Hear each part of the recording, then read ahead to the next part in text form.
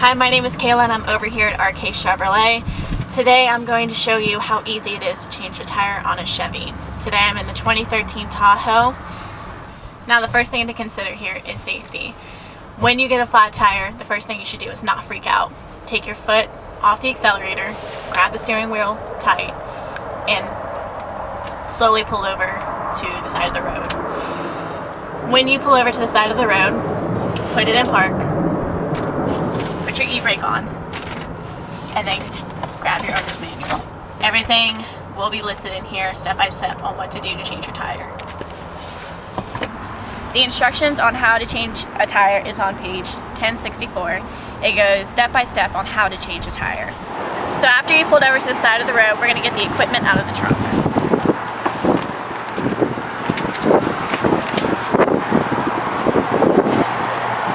The equipment is in this panel on the driver's side. You're just going to pop it open, and your tools are going to be inside.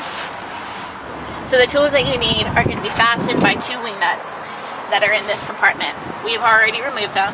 The tools that you need are a jack, a tire winch and extensions, and the tire blocks. The tire blocks need to go on first. It's a safety measure. That way the vehicle does not move while you're changing your tire. So the tire blocks need to go on the opposite tire where the flat is. Our flat tire is the passenger rear. So the tire blocks need to go on the front driver. You need to have the teeth down and put it in just like this.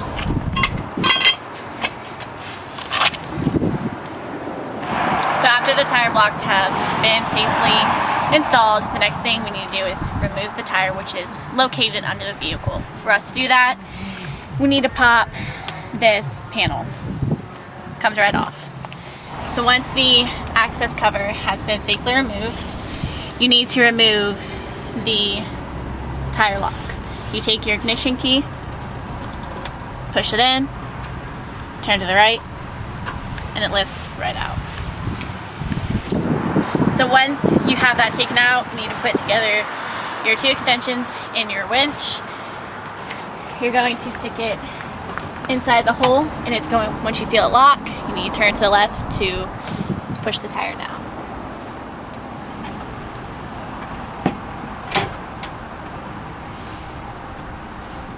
So once your tire has been completely lowered, you just need to pull it out, and you lift it up, and you turn this thing sideways, and it comes right out. So once we have removed the spare tire, the next step we need to do is remove the flat tire. For us to do that, we need to loosen the lug nuts. The 2013 Tahoes have a plastic cover on them. You still have to remove them a little bit. And then it should pop right off.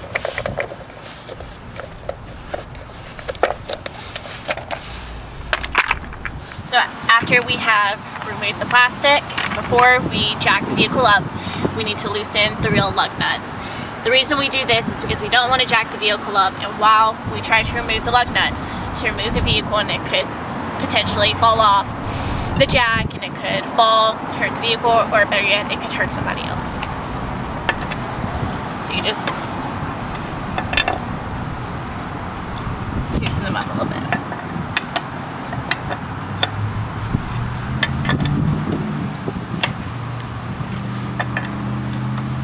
So now we are ready to jack the vehicle up. In your owner's manual on 1068, depending on the vehicle of the model, it's going to show you where you need to place the jack. We have already placed it under the vehicle, and now we need to jack it up. So this is what the wrench looks like. We've already put it together. Now you see the hook at the bottom. You need to place it where the yellow knob is. And to make the jack go up, you need to turn it to the right. Now that we have the vehicle completely jacked up, the next thing we need to do is remove the flat tire. Since we already loosened the lug nuts, it should be fairly easy for you to put the wrench on and to get it completely off.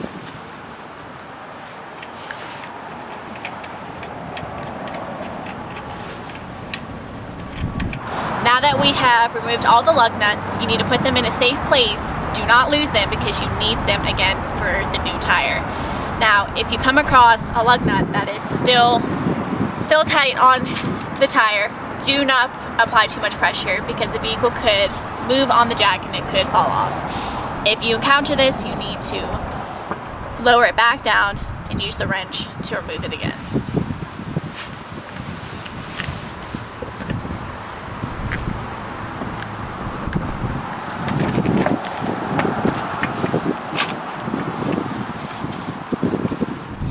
Now that we have removed the flat tire safely, we need to mount the new tire.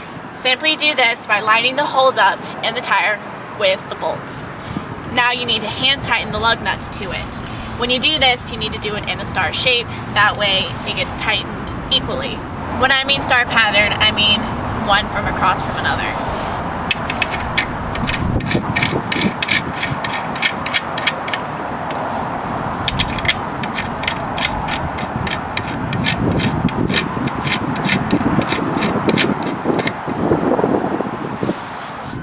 Now that we have hand tightened the lug nuts, we need to lower the vehicle back down. For us to do this, we need to go back to the jack and we need to turn it the opposite way we did to raise it. Once we've done that, we come back and we need to take the wrench and we need to tighten them in the star pattern that I showed you. We need to go the opposite way of the bolts.